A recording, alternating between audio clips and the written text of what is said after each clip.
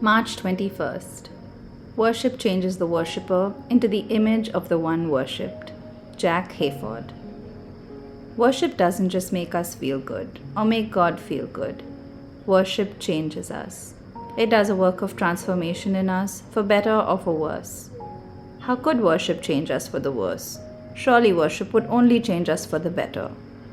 Well, that depends on who or what we worship. The Bible tells us that we become like what we worship. For example, Psalm 115 is a terrifying description of the result of idol worship. Their idols are silver and gold, made by human hands. They have mouths but cannot speak, eyes but cannot see. They have ears but cannot hear, noses but cannot smell.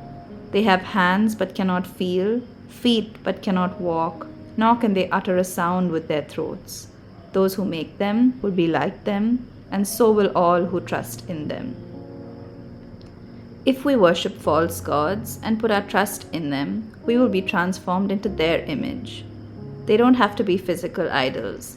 Our idols can be money or possessions or career or relationships or our bodies or even ourselves.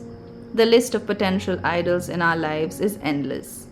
And in each case, whether we realize it or even want it, we are being transformed into the image of what we worship. Why does this happen? I can think of 3 reasons. First, we worship what we admire and we seek to emulate or imitate that thing or person.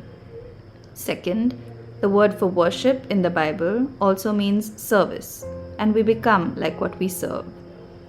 Third, worship is a spiritual activity, and what we worship impacts the deepest part of our beings, that is, our spirit. So the good news is this: as we worship the one true God, and as we put our trust in Him, we are transformed into His image, from our innermost being to our outward characteristics. Isn't that an incredible reality? It motivates us to draw closer to Jesus and to know Him more intimately, so that we may worship Him better and be changed into His image. Today's prayer: Lord, thank you that as I worship you, I am being changed into your image.